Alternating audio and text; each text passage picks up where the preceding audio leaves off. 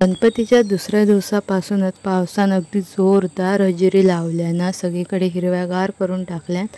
तर आज आमच्याकडे नाश्त्यात होतो समोसो। रोज रोज घरातला खाऊन खूप कंटाळा येता, मग कधीतरी बाहेरसुद्धा खाऊ आवडता। आणि त्याच्यानंतर मम्मी आपलं काम करी होती। संध्याकाळी मग सानिका येईल कॉलेजवरनं आणि नेहमीप्रमाणेच कॉलेजमधले घडामोडी सांगू चालू केल्यात।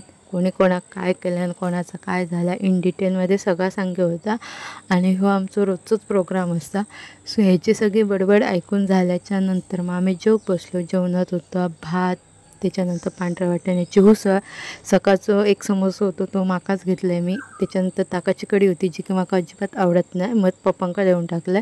रात्री अचानक आमचं मामाकडे जायचं प्लॅन ठरलेलो, कारण मामाच्या थंय होती डबल बारी आणि डबल बारी हळूहळू चालू होणार होती। जवळपास 11 वाजता चालू झाली आणि ह्यो आमच्या घरातलं सगळ्यात आळशी माणूस, कारण एवढं जास्त आवाज असताना सुद्धा अंथरुणा घालून झोपूची तयारी करू होतो आणि बहिणीसोबत ते भांडा होतो।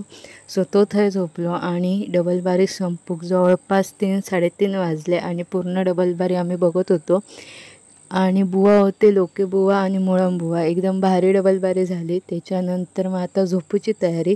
सो एवढ्या लेट घराकडे जाऊ शकत नाही, म्हणून मग आम्ही मामाकडेच थांबलो, थंयच आम्ही सगळेजण झोपलो।